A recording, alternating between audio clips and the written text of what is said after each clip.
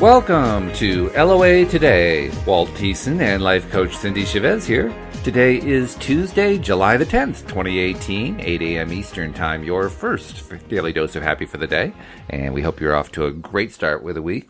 I'm enjoying more good weather today. We left the really hot and humid stuff behind a few days back just before the weekend. And it's not real dry, but it's a lot drier than it was. And this morning, I'm looking outside. I have the window open. I'm looking outside on a gorgeous day. So I'm not sure how warm it gets today, but boy, we're off to a great start. So that's a good thing as far as I'm concerned. How you doing, Cindie?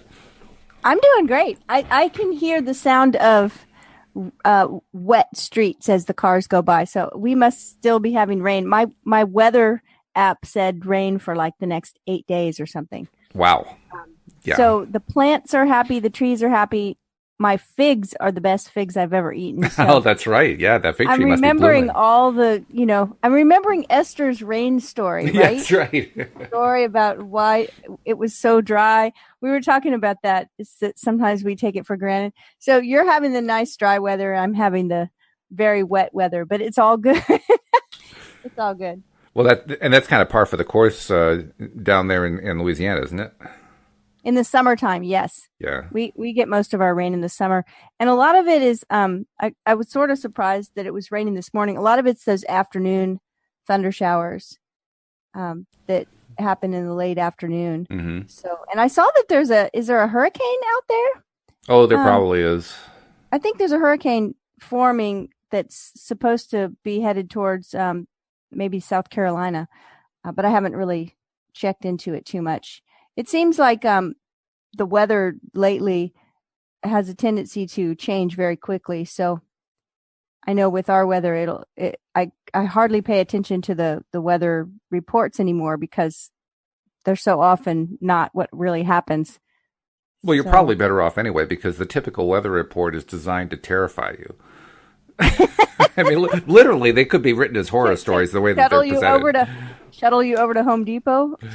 Yeah. It's how terrified can we make people so that we can make them watch so they'll buy our advertising. I mean, well, see, I don't know how it is there, but here in this part of the world, a lot of people, we buy a lot of supplies for hurricane season if we think a hurricane's headed in. Some of those supplies are expensive, like generators and things. Yeah. Because I know when we had, which hurricane was it? I don't know. I've been through so many, but one hurricane, we were without power for 6 days, I think. And the other hurricane, we were without power for 25 days. Whoa. And when you're without power and it's, 90 degrees out, it's pretty rough. So yeah, getting a generator becomes pretty important, I would say. Yeah, it's kind of like somebody was telling me yesterday that they were talking to someone from New York. Or no, it was someone from here that had went to New York to visit family last week and they had come back and they were talking, how was it? And they said, it was, it was a lot of fun, but the house we were staying in didn't have air conditioning and we kind of had a little heat wave while we were there. And see, it's funny because here pretty much everyone has air conditioning because it's a necessity. But I grew up in California and I grew up in a beautiful home. It didn't have air conditioning. We only had about 2 weeks a year where everyone dreaded it and thought, oh my goodness, we're not going to make it. It's a heat wave, Right. The rest of the time we never needed it, but it's not like that here. Like if you have a air conditioner or a car with your air conditioner broken, it's just no good, It's a good place to be an HVAC guy. I mean, you can do really well in a place like that. In the summer, yeah, you're right. Of course, we don't have that. It's probably for you. It's the heating guys in the winter, right? Yeah, well, you're basically the same guys. Right, the same guys. That's what I'm saying. They just turn the hat around. They can move back and forth. Oh, that's funny. Well, I'm enjoying the results of all the rain so far. Well, that's a good thing. Very good. Nice steady rain, no flooding rains, just the kind of rains that feed the trees and flowers and make everything beautiful. So. Right. And you said your fig tree is blooming. Oh my goodness. One thing I've noticed about these figs, now I'm really spoiled, is that they're kind of ripening a few at a time. Like they'll be at maybe 6 that are ready. And then the next day, a few more, and then a few more. So when you pick one and just eat it right then off the tree, it's amazing. And then if you pick one and bring it in the house and eat it a few hours later, it's really good. And then if you put it in the refrigerator or leave it overnight and have it the next day, it's pretty good. But, it's like the quality deteriorates over time. Quickly. And so I'm like, oh my gosh, like just to pick it and eat it right off the tree, it's the best thing ever. What's the difference between that and, say, something that's been sitting in the fridge a couple days? It's sweeter. It's juicier. It's like every quality of it that's good is magnified. Okay. And, it's funny because I have this big bowl of cherries that's on the counter and they've been there for a few days and they haven't done that. They taste about the same. They're delicious, but the figs, I don't know what it is about them. They have a very, very thin skin that almost starts to, the skin is almost wanting to burst when we pick them if we let them get that ripe. And I think that's what it is actually, is that most of the fruit we get from even the farmers markets, but from the grocery store, it's been picked so long ago. And I don't think we often eat a piece of fruit that was picked that day. True. Or 2 minutes earlier, or right. 1 second earlier. It's like, and to let it ripen because we picked some before they looked ripe to me and they tasted good. But these ones are the ones that we've just let stay on the tree until they have to be picked because they're so ripe. So that's a real pleasure. It's interesting, too, because you mentioned the bowl of cherries on the counter. And there's a song from like a century ago called Life's a Bowl of Cherries. That's what I was thinking of when you said that. Yes. But apparently life is actually figs being pulled live off of a tree. Apparently that's much better life. That is living. It's the first year that I've been able to do that because I was telling you before, for all the years up until now, we did not put a bird net over the tree and they literally would eat the green figs. They weren't even anywhere near ripe. We'd come out and all the figs would have big munchy holes out of them. It's like, oh man. So we got smart this year and watered the tree extra and put a nice bird net over it where the birds and the squirrels and things can't get to them. So apparently birds don't have any real taste when it comes to figs. They don't know, what fine living is where figs are concerned. It's like, oh, it's a fig, grab it. Well, I have 2 big pecan trees in my yard and the squirrels they'll be up there on the roof and I will watch them. They have a green pecan in their hand. That thing is nowhere near being ready. Take a bite and throw it down. Really? Grab another one, take a bite, and throw it down. I'm like, no. None of them are going to be ready. Just wait until it's an actual nut you can crack and they would do it over and over. And when I first was here, I didn't have a carport, hadn't built a carport yet. And my car would be in the driveway right under the fig tree. And they would take a bite and throw it down on my car. And the little I was like so irritated with these squirrels. It's like, aren't they supposed to know? Apparently, they use the same method that some employment recruiters use. They just throw it against the wall and see what sticks. Yeah, I mean, just kept trying them over and over. Like, what's that saying about doing the same thing over and over and getting the same result? Yeah, I believe it's called insanity. Right. It's like, when are they going to learn that none of those pecans are ready? Right. Anyway. You see, you look at that kind of situation and you realize, how bad is life? I mean, look what they're dealing with. I don't have to deal with anything like that. Yeah, they seem pretty happy. They especially like the bird seed and the bird feeders. Oh, yeah. So they get their seeds and nuts and things to eat one way or the other, but they just haven't ever been really smart to wait for the pecans to get ripe. Believe it or not, we have the same thing with bird seed and bears. Bears like bird seed for some reason. Wow. So if you have a bird, and we have a number of, there's quite a bear population around here. So if if you have bird feeders out in the backyard, you always want to make sure they're at a place that a bear really can't get to, because otherwise they'll get to it. It's almost a guarantee. And it's a bear attractor too. It's a bear magnet. Well, I'm thinking, how do you do that? I mean, I can't think of a place that a bear couldn't get to it. Most people just don't even put them up anymore. Wow. Yeah. I Yeah. had no idea. And it sounds so funny to me to hear that you have bears that may show up at your house because I live in the city Oh, and you that's have no just idea. I should tell you some bear stories. I mean, where I sit to do this podcast, I'm looking out on the apartment parking lot complex, and there, if I look way across, I can see where there's the dumpster. And I have sat here and watched a bear amble across the parking lot and climb into the dumpster trying to get food out of it. oh my goodness. Oh my There's a rails to trails path that goes right by where we live. I'll be out in the trail, and there'll be a report. Oh, there's a bear out there, and there are runners and bikers and so forth, and nobody gets all flustered about it because we're all used to having bears around. But sure enough, there's a bear ambling his way across the path, and he goes down over the fence on the other side. It's like it happens all the time. There are news reports. News reports show up about, like, I remember last year there was a report of a bear that smelled brownies being baked in somebody's kitchen. So he came in the back door to get the brownies. Okay, no, how big are these bears? Oh, they're good sized bears. They're brown bears. They're like, Oh my goodness. Oh yeah. Okay, they're not grizzlies, but they're about as big as a grizzly, almost as big.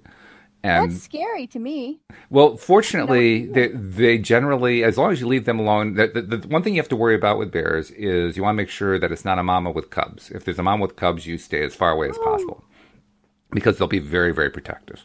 But other than that, for the most part, they just leave you alone. I can't remember the last time we had a bear attack around here. It's been a long time. Oh my goodness. Yeah. And it's That's like, it's been quite a while since we oh, had bear yeah, attacks. long time, years and years. Okay, wow. I mean, one of the favorite things that the news reporters like to do is if they can get video of it, like a bear will go into somebody's backyard and take a swim. Oh my There's a goodness, swimming pool, that so is they just dive in, mind cool off. blown. They want to cool off too. Hey, Absolutely, yeah. Some of they'll play with stuff, Like I can't imagine looking out your window to your backyard pool and there's a bear swimming around in there. I don't know of any that dive off of diving boards, but there are bears that climb onto tramps, trampolines that you put in your backyard for your kids. Oh, They want to bounce around on the trampoline.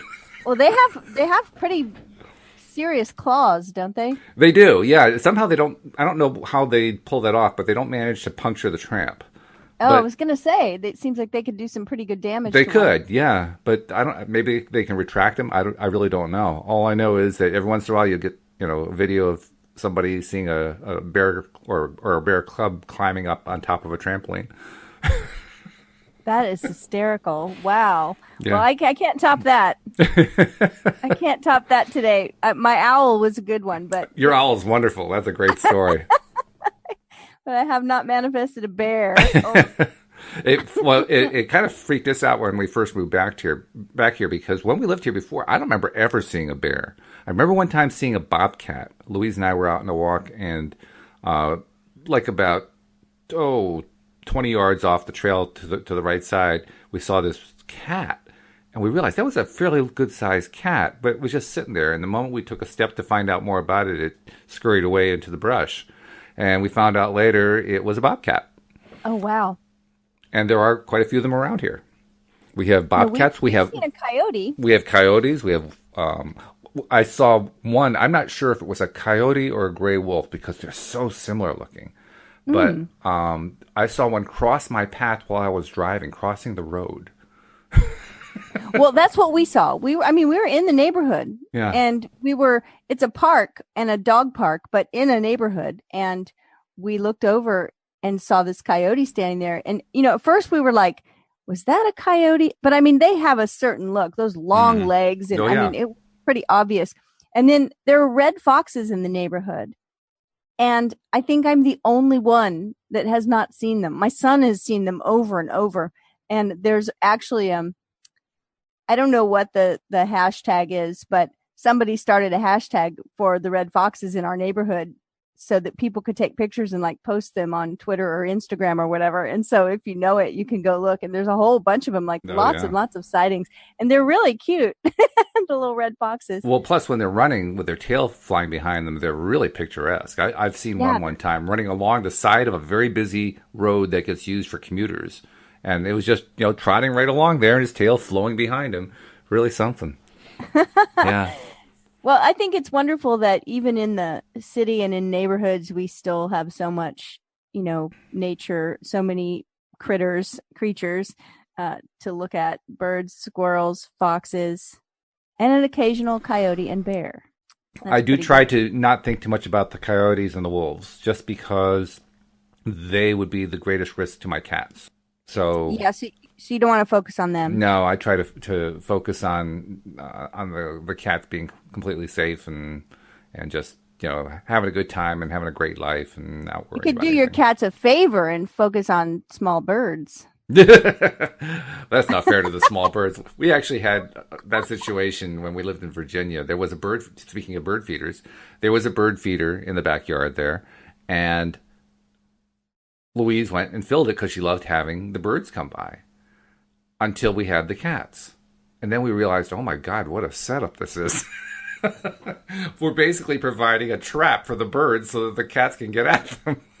Well, see, I had birds growing up, and I also had an occasional cat, and I did lose a bird to a cat. And this is an interesting thing this weekend. Talk about law of attraction, powerful words. Since we've lost our little Maltese, which has been 2.5 years, we still haven't gotten another pet. And, part of that is that there's just a lot of freedom in not having a pet. There isn't that, we've been gone from the house for 4 hours. I guess we better go back so we can let, the pet out or whatever.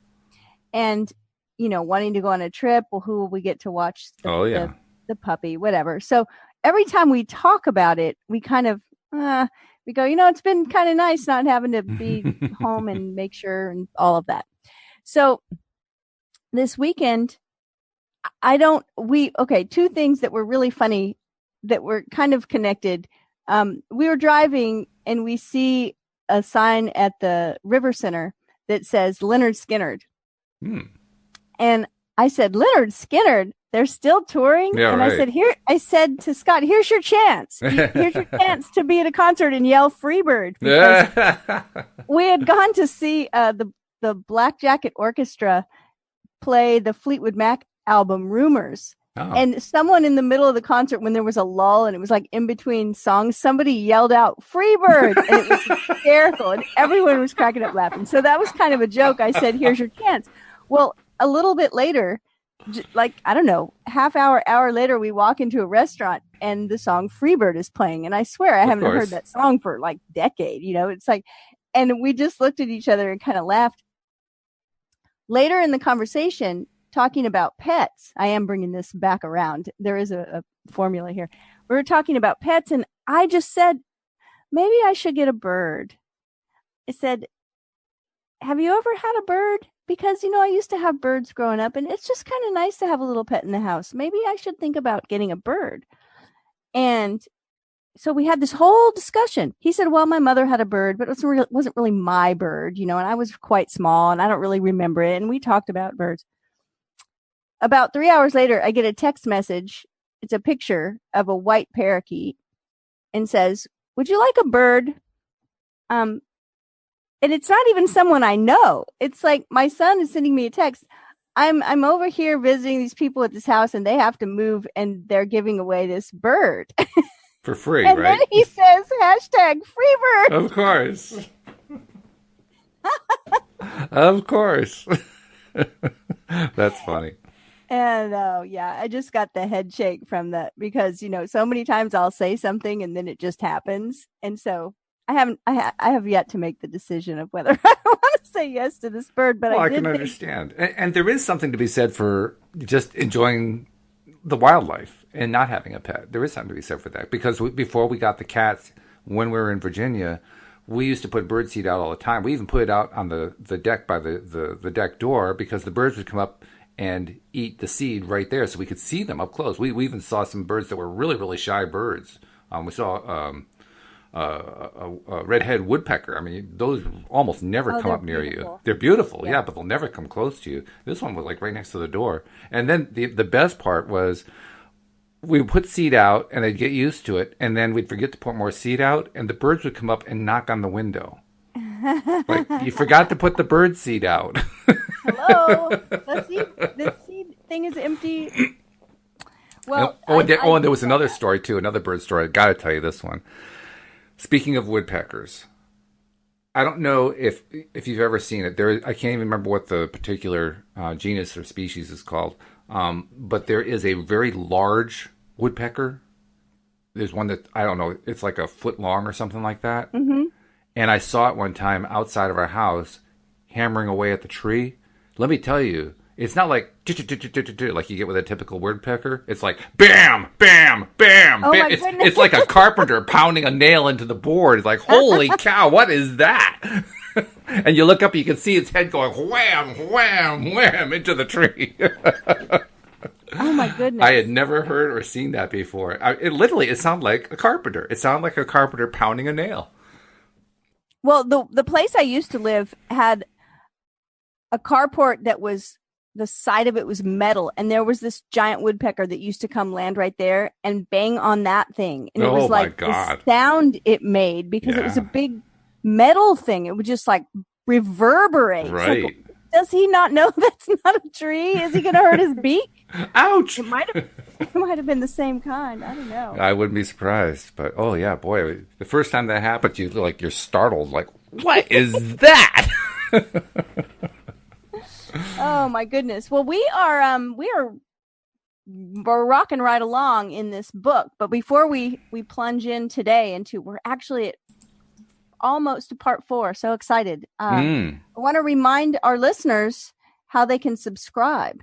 Yes, for those who are new to the program, most of our listeners are subscribers, which we love, and we can tell because of the download numbers. But if you're new and you're not aware you can subscribe, just want to remind you how easy it is to do. All you have to do is go to our homepage, loatoday.net. All of the instructions are right there. It's free. It takes about a minute. It's not difficult at all. And once you do it, you get all of our episodes coming automatically to your device, your Android or iPhone or tablet or whatever you've got, on demand. So all you have to do is just turn it on and say, I'm going to go listen to another episode, or maybe I'm going to do some binge listening. Maybe I'll just play the episodes while I'm doing my stuff around the day, or driving to work or whatever it is. So take a moment and subscribe. You're going to really appreciate it, because we really do give you your daily dose of happy, and we give it to you twice a day. And how good is that? How good is that? It's really good. I listened yesterday while I was doing some stuff in my office. Cool.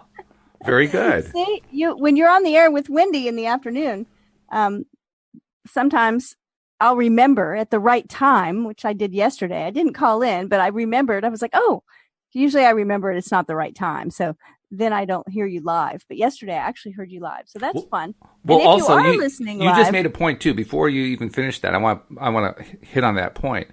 We are currently doing 11 shows a week. We would love to make this something where it's running 24 hours a day. The only way we can do that is build it off of audience, because as the audience builds, then it gets to the point where we're generating revenue and we can bring more and more people in, because more and more people know that we're having a larger audience that we're reaching. And it's one of those things that snowballs itself. So there's a big advantage to you to subscribe. When you do this free subscription thing, you're basically helping improve our numbers so that we can get to the point where we're doing shows throughout the day. And that would be the most wonderful place to get to. If you are listening live, whether you're listening live in the morning or the afternoon or whenever you listen, you can also give us a call. And you can find out how to do that right there at loatoday.net.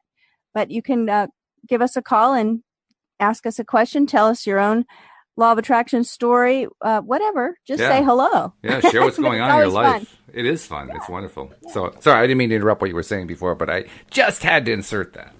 Oh, no, I was going to the same place that you ended up. So perfect. Okay. Excellent. Well, then that works really well. We've been reading Money and the Law of Attraction. Learning to Attract Wealth, Health, and Happiness. It's a #1 New York Times bestseller. Esther and Jerry Hicks, The Teachings of Abraham. And we have made our way all the way. We're almost to part 4. There's just a little bit that we left last time. And we were talking about telling a new story. And the example that we're on the section of the book where we've been reading about well-being. And the example of, I just want to give you an example, if you didn't hear that, of the old story. And it's that old story of, I've been noticing symptoms in my body that worry me. And as I get older, I feel less strong, less stable, less healthy, less secure. I worry about where I'm headed health-wise. It's that over and over. And we all have some old story about something that we've been telling or that we have told. And it's just encouraging us to tell a new story. And the new story started with my body responds to my thoughts about it and to my thoughts about everything I think about. The better my thoughts feel when I think them, the more I allow my own personal well-being. And it went on and on. And it was quite wonderful. Well, it's so wonderful, Cindie. God, you say Wendy and all of a sudden I think Wendy. It's so wonderful. And I know we did this with last week's show, but I want to go through it again. That is a really good rampage that they do here. We call it a rampage, okay, right, when they go on and on. So let's do that whole positive rampage because it's a good feeling one. Okay, let's read it again. All right. My body responds to my thoughts about it and to my thoughts about everything I think about.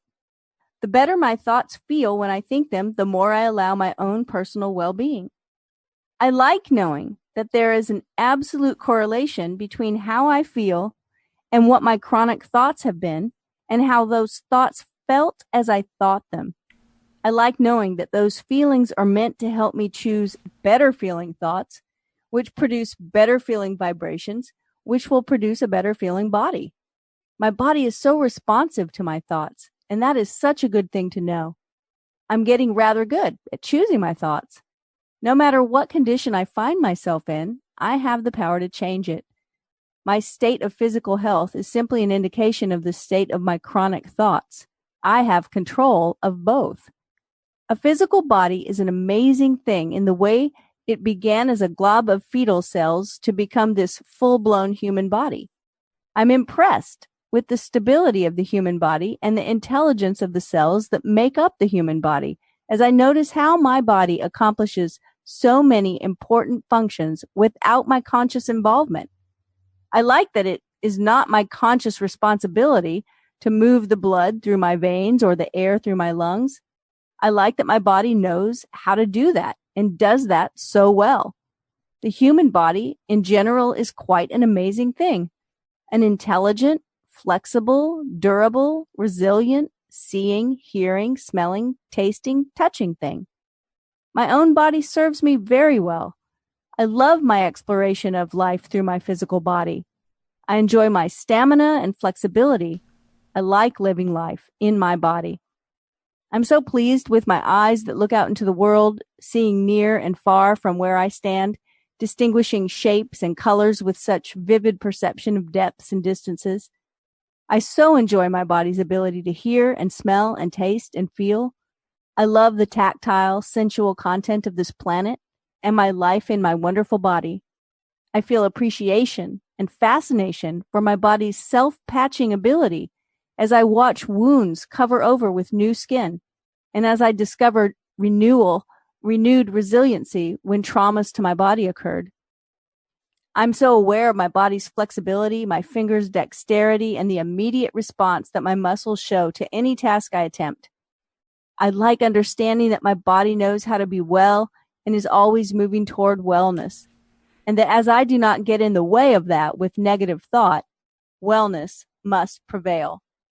I like understanding the value of my emotions, and I understand that I have the ability to achieve and maintain physical well-being because I have the ability to find and maintain happy thoughts. On any day in this world, even when some things in my body may not be at their best, I am ever aware that far, far, far, far more things are functioning as they should, and that the aspects of well-being of my body are dominant. And most of all, I love my body's quick response to my attention and intentions. I love understanding my mind, body, spirit connections and the powerful, productive qualities of my deliberate alignment. I love living life in my body. I feel such appreciation for this experience. I feel good.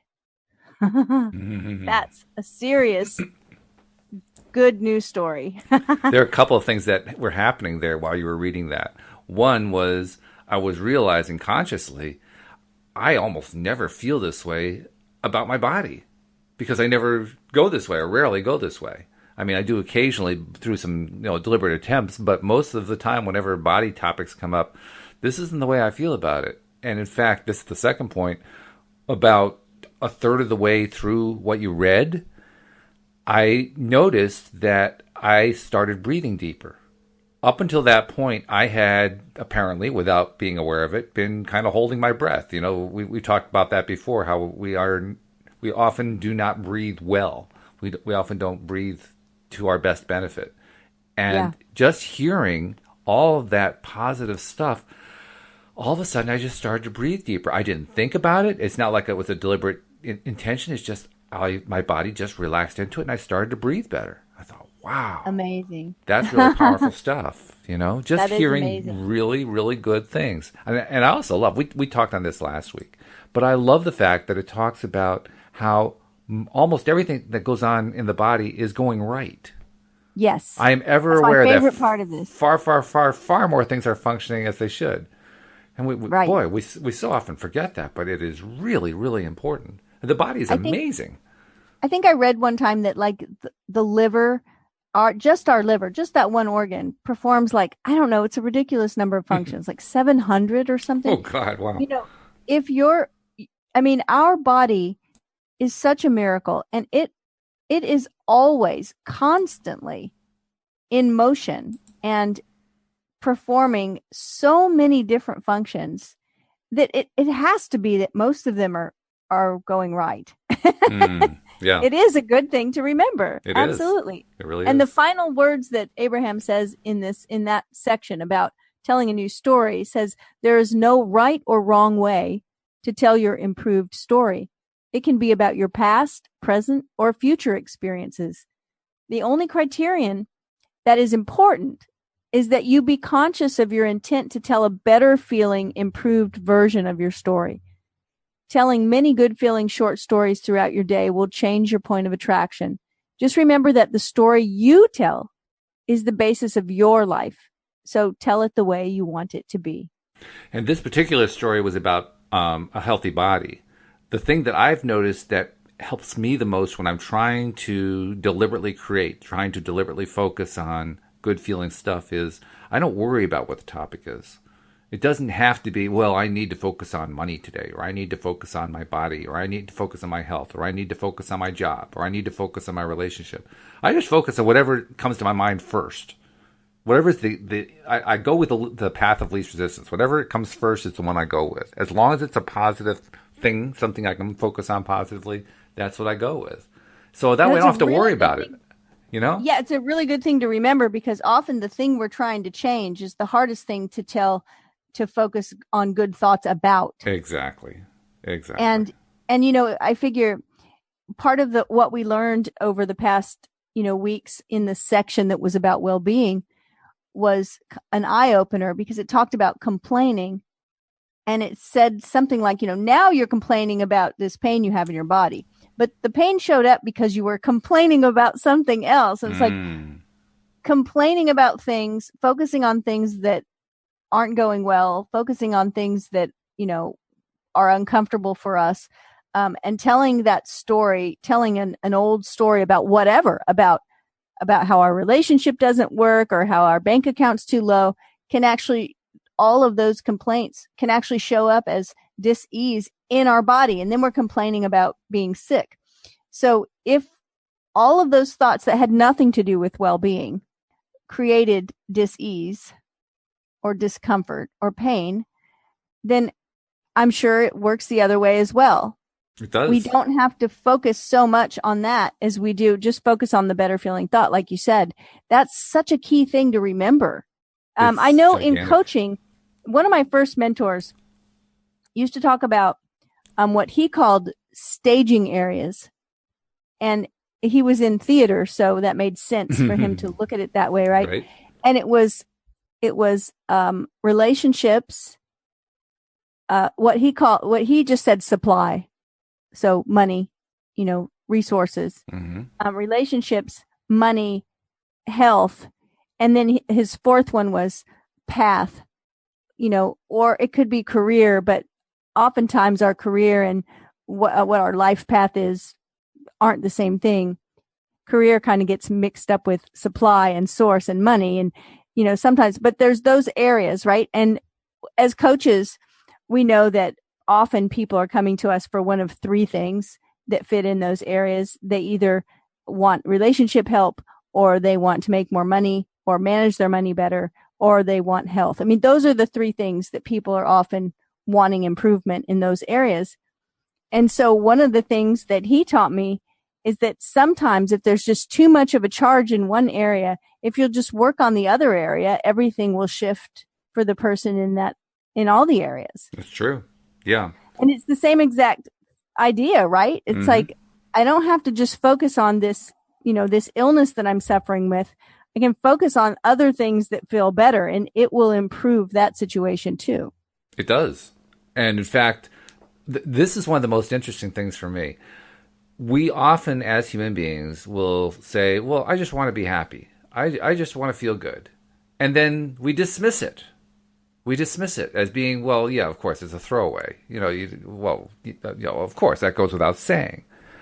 Not realizing that in that phrase, I just want to feel happy, is the key to achieving everything else we want. Right. That's it, right there. If we can make ourselves happy, and really happy, not like faking it all the time, but actually get to the point where we're feeling it and enjoying it, and just appreciating everything about life and all that kind of stuff, everything good starts to happen. Yes, it's true. And so it's that practice of what I call holding the vision. And not let it just be fleeting, like you just said. It's like, oh yeah, of course I want to be happy, and then go on to the misery, talk about the misery. Yeah, right. It's almost like it's like we considered the misery to be, well, okay, the happiness is, yeah, that would be nice, but that's not what life is really about. Life is really about misery and struggle and feeling rough and all that kind of thing. Which actually that gets me into trouble with Joel, because Joel actually embraces struggle, and I like his perspective on that. But by the same token, I don't want to struggle all the time.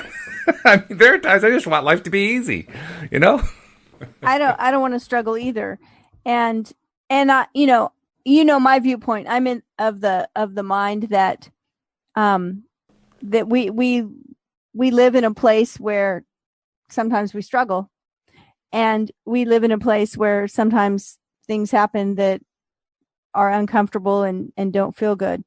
And so it's like, that's the thing I've been saying lately to someone who's complaining about anything is, welcome to Earth.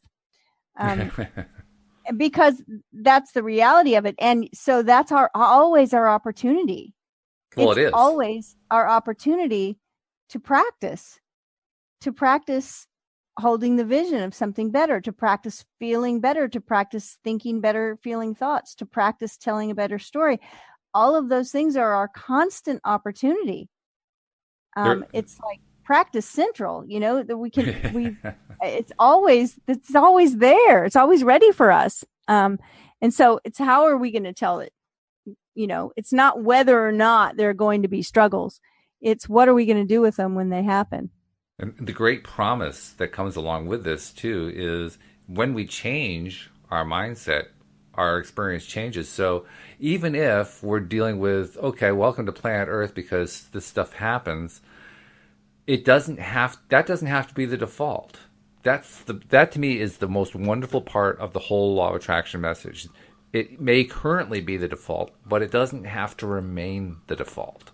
The default can actually change. The default can actually become something better. And how wonderful it is when your default becomes a better feeling place, a better feeling experience where, just good stuff starts to happen. It happens regularly. You're feeling good all the time. And when that's a new default, when that becomes the default in life, whoa, what a different experience life is. Talk Well, and about that's, easy. that's why I told the story about me saying maybe we should get a bird. And 2 hours later, someone offers us a bird. Yeah, right. A beautiful bird with the biggest, most gorgeous bird cage I've ever seen. It was like a mansion, a bird mansion. A bird mansion. So the longer you practice and the more you tell the better feeling story, the more often things just happen like that. It's because you're aligned with it. That's what synchronicity is. It's being aligned. It's wonderful. All right, so let's dive in. We've got part 4. Well, part 4 actually is how we apply this, because that's really all about your perspective, and that's what part 4 is all about. Perspectives. Perfect. Perspectives of health, weight, and mind. And it starts with, I want to enjoy a healthy body. I think everybody could agree with that. And we touched on this before, but it's worth noting again. This is part 5. It says it's about perspectives of health, weight, and mind, and the book is Money and the Law of Attraction. Right. Like, wait a minute, what? And yet they are directly connected. Once again, reinforcing the idea. There is no, all the little distinctions we make distinctions between, like you were saying before, we make distinctions between career and path. But really, they're all the same thing.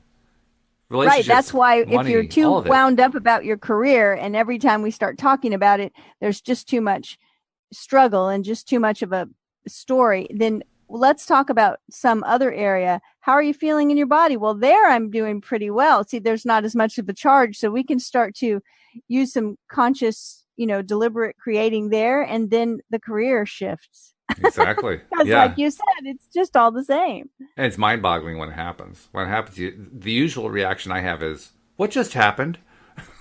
What just happened? What just happened? How did that happen?" That's how I felt when I got the text message about the bird. Yeah, right. With the hashtag Freebird. I was like, whoa. Okay, I want to enjoy a healthy body. If you're following along in the paperback, we're on page 141.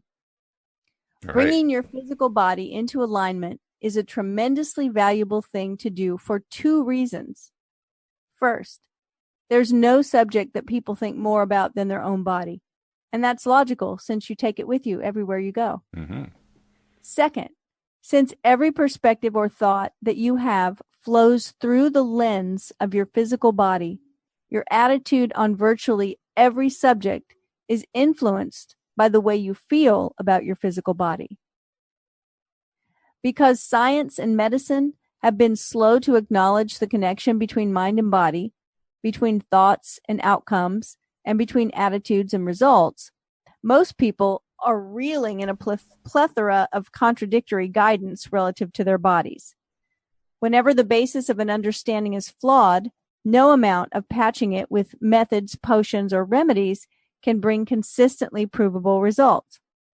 And because the alignment of energies for each individual varies because of such a variety of factors in beliefs, desires, expectations, and early and current influences, it's little wonder that remedies that work every time are non-existent. And it's no wonder that most are truly confused about their physical bodies. When you attempt to gather and process information about what is happening with other people's bodies instead of utilizing your own emotional guidance system to understand your current alignment or misalignment of energy, it is tantamount to using a roadmap from a different country to plan your route to your own country. Boy, that information simply has no bearing on you and where you are right now. You've been given so much information that's contradictory to that which we know to be and to the laws of the universe that we are extremely happy to talk to you about you and your body relative to the greater picture. We want to assist you in finding a clear understanding of how to be a healthy being who is physically fit, who looks as you want to look, whole in terms of mind and spirit and body. And when you use your mind to deliberately focus your thoughts to align with the thoughts of your inner being or spirit, your physical body will be the manifestational evidence of that alignment. That one paragraph, oh my goodness. I mean, I don't know if you saw it this way, but the way I saw it, when you read that particular paragraph out loud, I realized that it basically rejected every single medical approach on the planet, because all of them, whether they're Western medicine, Eastern medicine, somewhere in between, are all about this is how your body will respond. This is what is going on with your body. None of them are about going inside on your own and asking yourself, hey, what's going on inside here?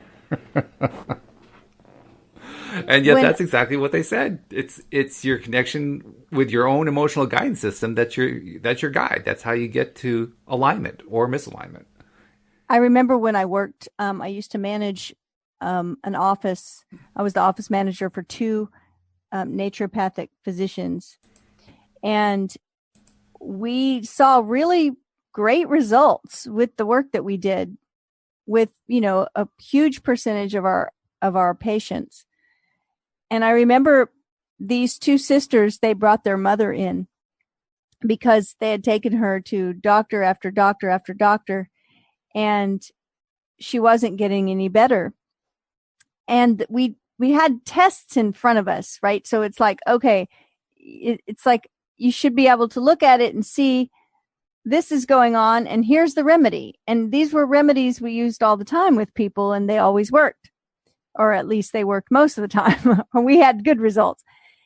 And so we at first were very confident about being able to help this woman, but nothing that we did seemed to help. And I remember the doctor that I worked for, it was a husband and wife team, and they were probably, I want to say, maybe 70 years old. They had been in this business a long time. They had been helping people heal for a long time, and they were both very wise.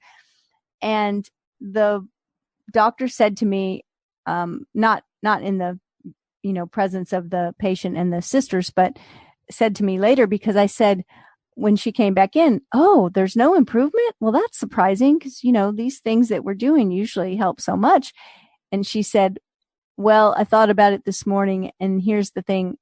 She's lost her will to live. And once someone loses their will to live, there's almost nothing you can do to improve their health. And I remember how much weight that carried. Like when she said it, I thought, oh, I'd never heard that before. And that may be something that everyone knows but me. But when I heard it, I thought, oh, wow, it just seemed so powerful. Once again, how powerful our mind is, how powerful our desires are, how powerful our will is exceedingly powerful. Yeah. And if there's no will, and so, reading this section here, it's kind of like, wow, you've been given so much information that's contradictory to that which we know to be and to the laws of the universe, that we're extremely happy to talk to you about you and your body relative to the greater picture. We want to assist you in finding a clear understanding of how to be a healthy being who is physically fit, who looks as you want to look. And when you use your mind to deliberately focus your thoughts to align with the thoughts of your inner being, your physical body will be the manifestational evidence of that alignment. And the paragraph before that, when you attempt to gather and process information about what is happening with other people's bodies instead of utilizing your own emotional guidance system to understand your current alignment or misalignment of energy, it is tantamount to using a roadmap from a different country to plan your route in your own country. Right. And that's exactly what I was doing in that situation. Right. I was saying, well, we used this and this and this remedy on this person, and it worked great. What's happening? Well, this was a different person. And this person, unfortunately or fortunately, I don't think it seems sad to us, but, Abraham would probably disagree. But she was literally not aligned with being on the planet anymore. Right? It wasn't her desire. I think she had lost her husband, and she was just ready to go. She was tired of being sick. She was ready. And so there wasn't really anything that we were going to do to remedy her by giving her, any kind of medicines. It does raise an interesting question, though. Why did she come to the doctor in the first place? Well, the sisters brought her. Which was the big clue at the beginning, right? Her daughters brought her. Yeah. I mean, they were desperate. They wanted their mom to be well. Right. She didn't. It wasn't her desire to come. Very interesting. Yeah. So the next section says, I want to balance my desires and experiences. I'm not quite sure what that means, so I'm just going to read I think we're going to find out pretty quickly. They don't usually hold back very long. It is not possible to bring your physical body to a state of perfect health by only thinking about the physical aspects of your being and then offering action regarding your physical body. Okay, now, just that sentence right there. It's pretty radical. That seems like what we all do, right? Yeah. We think about the physical aspects of our body and then we take action. Pretty much. It's like, oh, I want to lose weight, so I eat differently, or I want to build muscle, so I go to the gym. We think about what we want and then we take action. Abraham's saying here it's not possible to bring your physical body to a state of perfect health. By only thinking about it. They're not saying that it's wrong to think about that. They're just saying that's not the whole picture. Right. But it says by only thinking about the physical aspects of your being and then offering action. And I'm just saying, well, that's generally what we do, right? Yeah, it is. Without an understanding of the connection between the physical you and the non-physical vibrational inner you, there can be no consistent understanding or control. In other words, while it may feel to you that the path to a good feeling, good looking body will be a result of your behavior in terms of food intake and activity, it is really much more about your vibrational alignment between the physical and non-physical aspects of your being. Once you accept the totality of your being and you make that vibrational alignment your top priority, you're well on your way to achieving and maintaining your desired physical body. But if you use conditions of others, experiences of others, and opinions of others as your gauge for wellness, you will not be able to control the condition of your own physical body. In other words, as you strive for a physical standard based on comparison with the experiences of others, rather than striving for your personal alignment between you and you will never discover the key to control over your own body. It's a sobering passage there. It's a good passage, but it's sobering because so often, especially if we're dealing with a disease situation, right? If we're and let's say it's been maybe a really dread disease, or maybe it's a chronic condition or something, and our minds are filled with it. Our minds are just full of, oh, there's this condition going on. Well, the last thing that we think about or wonder about is, well, am I in alignment with myself? It's all the focus on the body. It's all the focus on the symptom. It's all the focus on the treatment, on what the doctor is saying, on what the specialist is saying, on what the alternative practitioner is saying. It's never about the alignment. And you know what's interesting, too, is that one of the things that I know I've done with people who are clients of mine is I always want to point out, I love the idea that every symptom is a healing gesture, right? Because so many times, and the example I always give, I've probably given it here on the podcast before, but it's like if you ate something and then you started vomiting, it would be like people would want to say, oh, something's wrong with Walt. But no, something's actually right with you. You ate something poison and your body's getting rid of it. Yeah, the wrong part would be if your body kept it. So it's like so many times we have a symptom and we look at it as something is wrong when actually that symptom is part of the healing process and every symptom is a healing gesture. So the thing I'm thinking about with this passage, though, is they're talking about when your focus is on others and others' experiences. So you have a symptom and you've taken some remedy because when I had the symptom, the remedy helped me. Mm-hmm.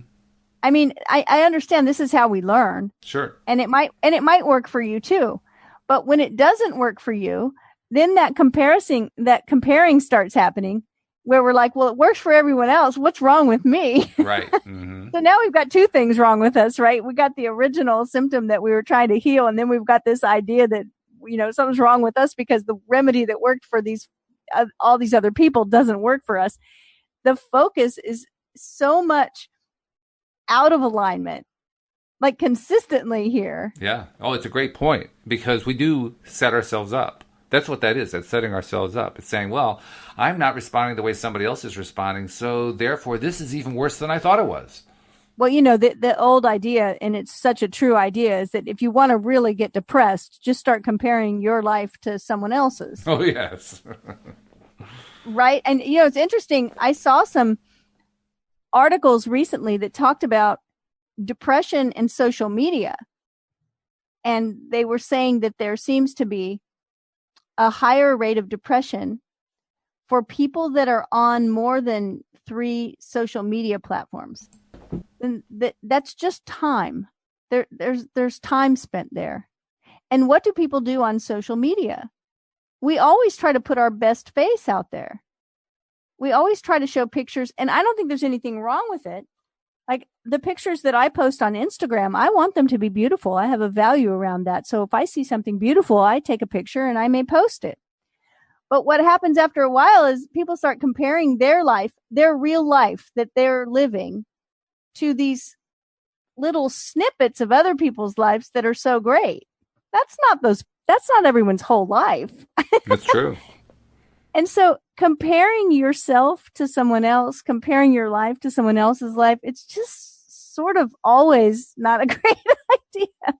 It really isn't a good idea. And more importantly, and this is the part that I try to bring myself back to as often as I can remember to do it. In this case, I'll talk in terms of comparing our lives to others, but it really applies to all the different thought situations. When we are comparing our lives to others, we're not doing the one thing we need to do, and that is align. Align. Yeah. It's the most important thing. And we never can, because, you know, this idea of comparing you with you, comparing what's going on with your inner being and your outer being, comparing what's going on in your thought world to your physical manifesting world. That's where the alignment has to take place, right? Yeah. Oh, yeah. I mean, the whole idea that when we feel an emotion that doesn't feel great, it's because it's not in alignment with our inner being, with our desires, with who we really are. And once we get into alignment, and we know that we're in alignment when we experience great feelings, good feelings. So how can we ever get into alignment if what we're doing is comparing ourselves to someone else? Well, you can't. That's the point. Right. It's very, very interesting, and it's really so simple, and yet it's not always easy. That's the thing.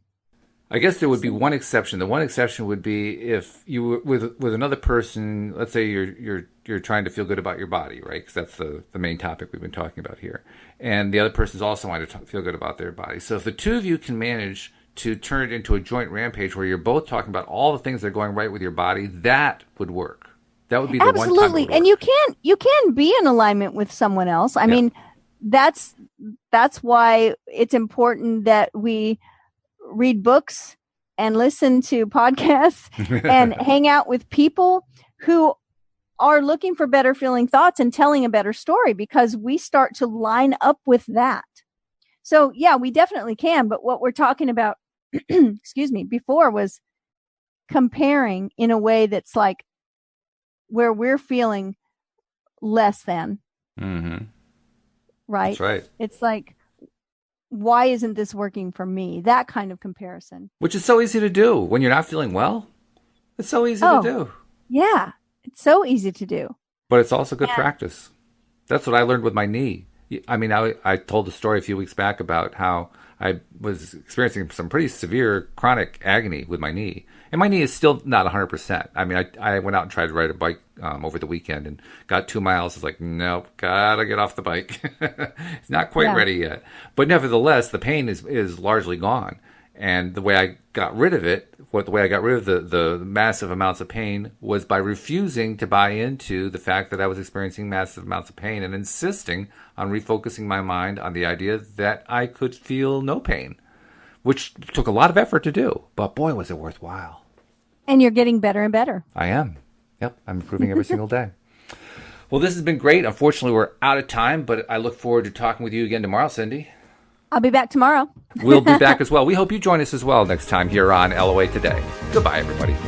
Bye, everyone.